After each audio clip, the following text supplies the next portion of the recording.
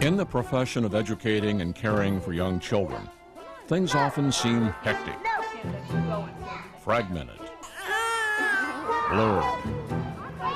The challenges of everyday life in the classroom leave little time to consider what may be best and needed for each child. There is sometimes little time for a thoughtful response, from activity to activity, incident to incident. The real job of teaching children, leading and supporting them artfully to the next rung of the ladder, may seem difficult to understand and even more difficult to communicate. It can sometimes be helpful to step back, to reflect, to see this special world in a new light, to look at things a new way. It can be helpful to use an analogy and some basic geometrical shapes to help remember and communicate about good early childhood education, what we call developmentally appropriate practice.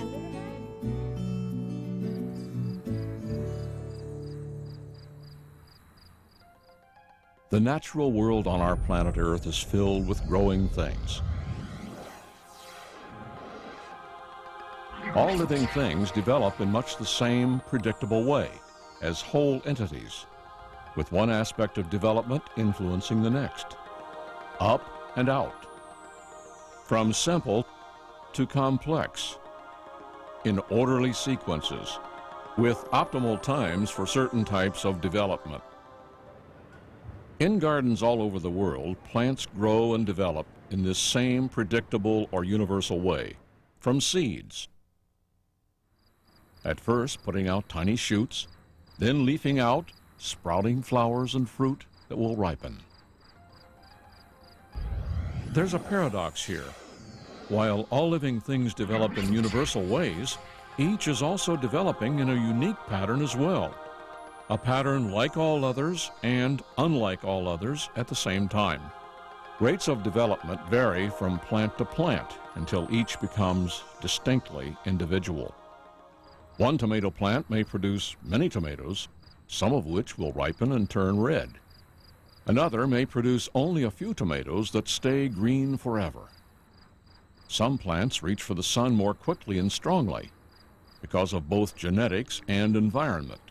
But all living things develop in relationship to their environment or context. They influence their environment and are influenced by it. Plants are influenced by the amount of water and sun they receive, the quality of the soil, the weeds that may crowd them. In turn, plants affect their environment, like these tree roots, with enough power to push up a section of sidewalk. To summarize, all living things develop in ways that are predictable or universal, unique, and in relationship to their context or environment. These principles of development hold true for children as well. Children develop in universal or predictable ways, as whole entities, with each new development or capacity influencing the next. Sequences are orderly. Capacities grow more complex over time. Children develop in unique patterns as well, with lots of variation in temperaments, interests, and needs, from child to child, and within each child. ¿Se acuerdan del ratoncito y la fresa? Remember the little mouse and the big red ripe strawberry? And the role of the total context in which children develop has a two-way influence. Development is influenced by cultural, social, emotional, and physical context. Development, in turn, influences the context. What's that word that has a blend in it? Dream. Excellent. In the new brain research, we see how the social and emotional context in which babies thrive influences their development. Babies' neurological functioning is greatly influenced by sensor motor and social stimulation.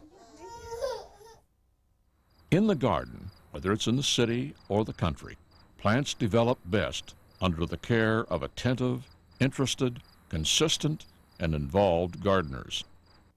These special gardeners learn best actively, with their hands-on, minds-on, and feelings-on, drawing on direct experience and indirect intuitive knowledge. They solve the problems they encounter, meeting challenges that were once just beyond their level of mastery. They learn their craft each in their own way, sometimes from classrooms and universities, by reading and studying, but most often in the time-honored traditions from family and close associates, where as learners they feel safe, valued, and secure.